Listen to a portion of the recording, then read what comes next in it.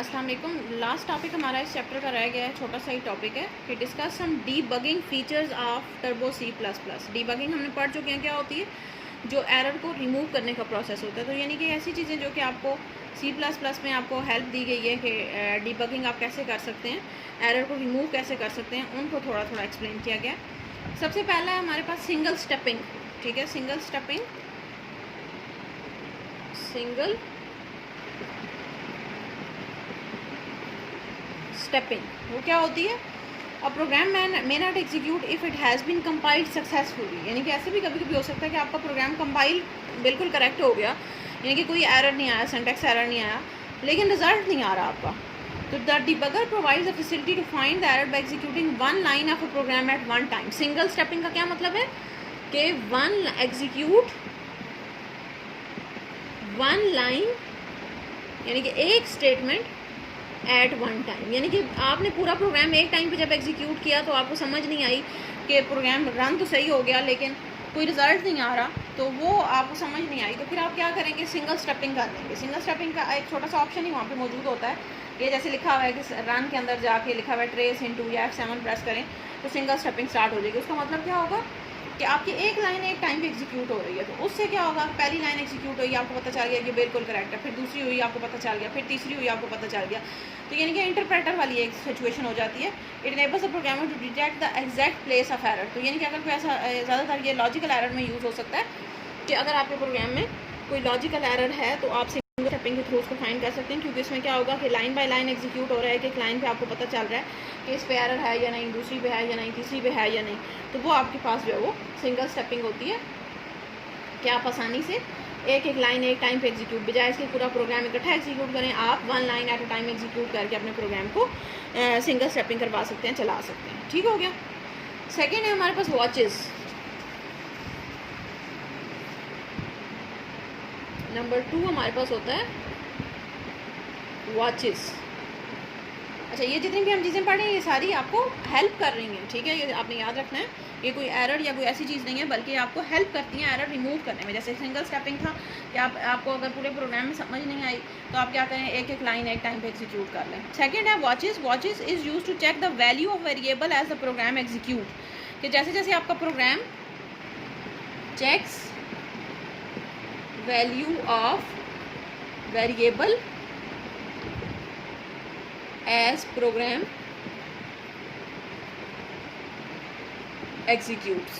ठीक है, कि आप क्या करें, अपने जो भी आपके प्रोग्राम में वेरिएबल्स हैं, फॉर एग्जांपल मेरे पाई की वैल्यू है वो मैंने 3.14 सेट की हुई है। ठीक है, तो आप जैसे जैसे आपका प्रोग्राम एग्जीक्यूट होता जा रहा है, फॉर एग्जांपल मैंने पहले पाई की वैल्यू रखी थी 3.14, बाद में मैंने उसकी वैल्यू बाद में मैंने इसको किसी को, फॉर एग्जांपल मैं रेडियस फाइंड कर रही हूँ या एरिया ऑफ सर्कल मैं फाइंड कर रही हूँ, एरिया ऑफ सर्कल, तो इसके लिए मैंने पाई को मल्टीप्लाई कर दिया, जो भी रेडियस की फॉर एग्जांपल वैल्यू थी 4 मल्टीप्लाइड बाई 4। ठीक है, यही होता है ना पाई आर स्क्वायर। तो यानी कि आप पाई की वैल्यू आ रहे हैं, फिर मेरे पास यहाँ पे एरिया कुछ और आ जाएगा। ठीक है, बल्कि इस एग्जांपल को ना एक सिंपल एग्जांपल करते हैं कि मेरे पास पहले फॉर एग्जांपल एक वेरिएबल है, उसकी वैल्यू मैंने रखी है ए की वैल्यू 4, बाद में मैंने किया b is equal to a plus 2। इससे क्या होगा, a की वैल्यू क्या हो जाएगी, नहीं a is equal to a plus 2 करते हैं तो a की वैल्यू क्या हो जाएगी 6। फिर मैंने किया a इज़ इक्वल टू 7। ठीक है, अब a की 7 हो गई। फिर मैंने किया a is equal to a plus 1, अब a की वैल्यू क्या हो गई 8 हो गई। तो यानी कि a की वैल्यू बार बार चेंज हो रही है। तो ऐसी चीज़ को चेक करने के लिए, अब ज़ाहिर है जब प्रोग्राम आखिर पे आएगा तो मेरे पास ये सारी चीज़ बीच वाली नहीं आएगी, जब रिजल्ट आएगा तो मेरे पास बस आएगा a इज़ इक्वल टू 8। तो अब आपने चेक करना है कि कैसे 8 हो गया, यानी कि आपने तो 4 डाला था, कैसे 8 हो गया।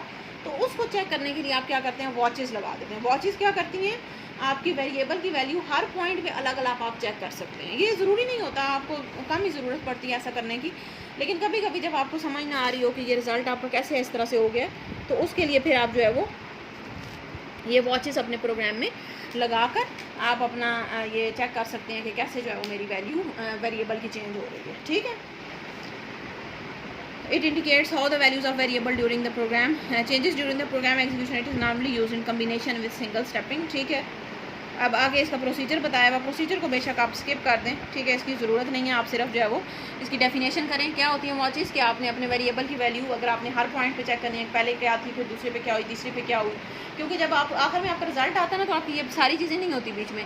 सिर्फ आपको पता होगा कि पहले आपने क्या वैल्यू दी थी और आखिर पर रिजल्ट क्या आ रहा है वो क्या होगा, सिर्फ आपको रिजल्ट बताया जाता है, बीच वाली आपको कहानी नहीं बताई जाती। तो वो अगर आपने देखनी है कि वो कैसे रिज़ल्ट आया है, कैसे आपकी ये वैल्यूज़ चेंज हुई हैं, ज़्यादातर ये मैथमेटिक्स के फार्मूलाज में या ऐसी चीज़ों में आपने अगर बीच में चेक करना है कि कैसे वैल्यू आ रही है मेरी, रिज़ल्ट कैसे आ रहा है, या फिज़िक्स में ऐसी जगहों पे आप जो है वो फिर ये वेरिएबल की वैल्यू साथ साथ चेक करते हैं। और उसके लिए आप क्या लगाते हैं, ये वॉचेस लगाते हैं, ताकि आपको वेरिएबल की वैल्यू हर पॉइंट पर पता चलती है, ठीक है। अच्छा, नंबर 3 है हमारे पास ब्रेक पॉइंट्स।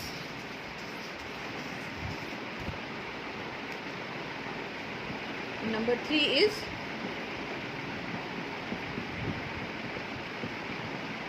break points। अच्छा जी, ब्रेक पॉइंट्स क्या होते हैं, is use to mark a part of program where the program execution will stop.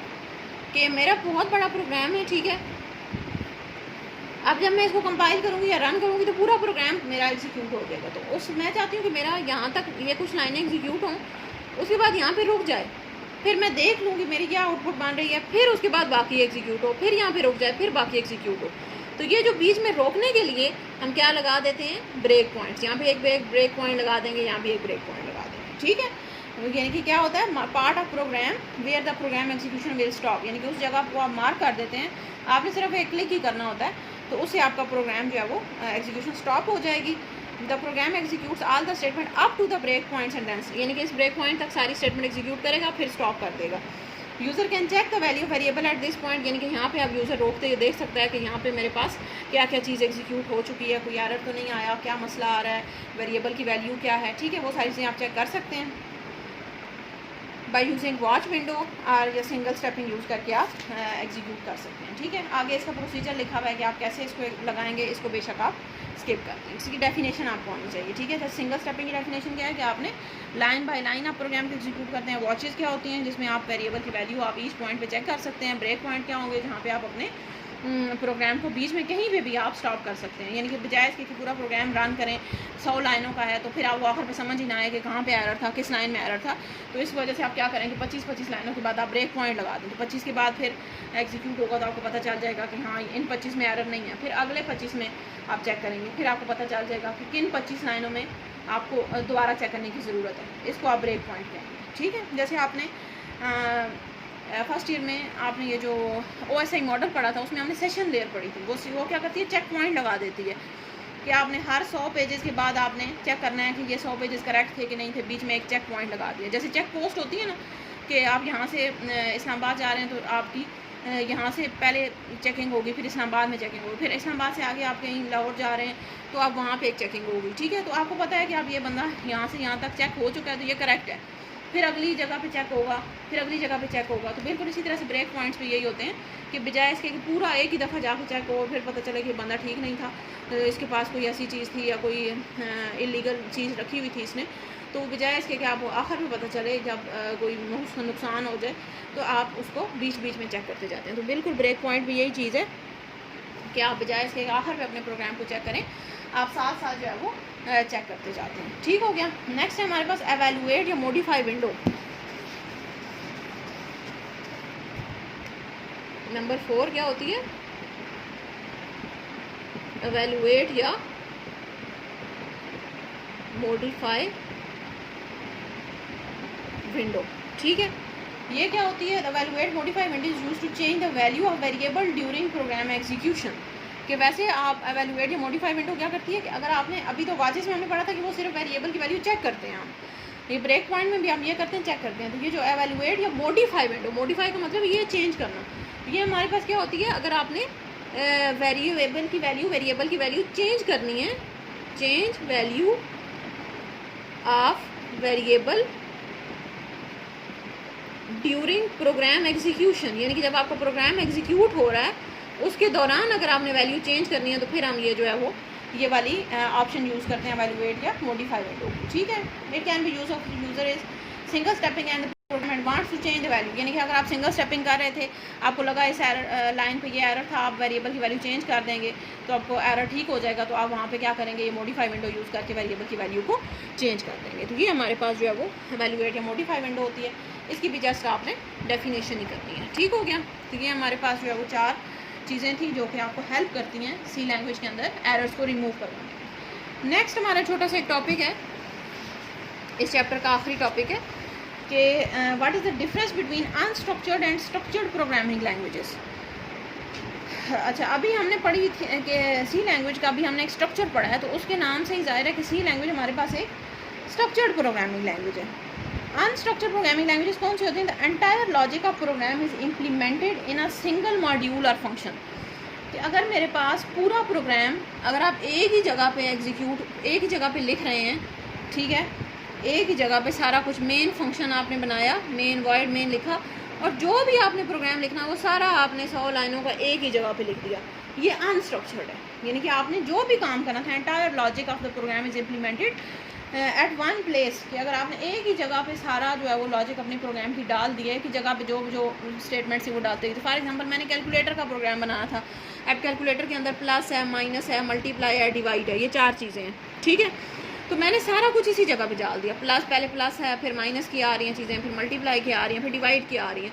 तो ये मेरे पास अनस्ट्रक्चर्ड है। स्ट्रक्चर्ड क्या होता है कि आप क्या करें, प्लस के लिए आपने एक अलग से छोटा सा फंक्शन बना लिया, माइनस के लिए अलग से एक पार्ट बना लिया, मल्टीप्लाई के लिए अलग से बना लिया, डिवाइड के लिए आपने अलग से बना लिया। ये हमारे पास जो है वो स्ट्रक्चर्ड प्रोग्रामिंग होगी, ठीक है। स्ट्रक्चर्ड का मतलब होता है कि आपने अलग अलग से हर चीज़ के फंक्शंस बना लिए, पार्ट्स बना लिए, फंक्शन मतलब पार्ट बना लिया आपने। और जो अनस्ट्रक्चर्ड होता है उसमें आपने सारा कुछ एक ही जगह पे डाल दिया, उसको आप अनस्ट्रक्चर्ड कहेंगे, ठीक है। इसकी भी डेफिनेशंस आपने याद करनी है। अनस्ट्रक्चर्ड में आप यही कि entire logic of program is implemented in a single module, और ये फिर ऐसी चीज़ों को समझना ज़ाहिर मुश्किल होता है। और जो अब ज़ाहिर इसमें अब जब 100 लाइनें एक जगह पे लिखी होंगी तो आपको एरर रिमूव करना भी मुश्किल हो जाएगा। स्ट्रक्चर्ड क्या होती है? The entire logic of program is divided into a number of smaller modules, कि आप क्या करेंगे, छोटे छोटे पार्ट्स में, जैसे एक पार्ट बना लिया प्लस का, एक माइनस का, एक मल्टीप्लाई का, डिवाइड का। Each module is a piece of code that implements a different functionality, the main modules calls the other module, ठीक है।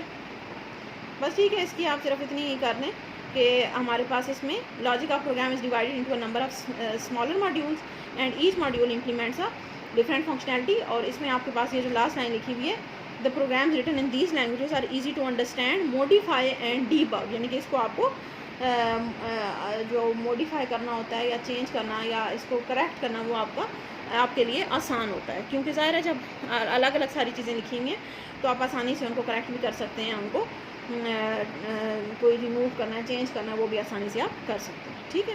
तो ये आपका चैप्टर नंबर 8 यहाँ पे कंप्लीट होता है। बहुत इंपॉर्टेंट चैप्टर है, डेफिनेशंस के लिहाज से, शॉर्ट क्वेश्चन के लिहाज से, लॉन्ग क्वेश्चन के लिहाज से बहुत इंपॉर्टेंट आपका ये चैप्टर है।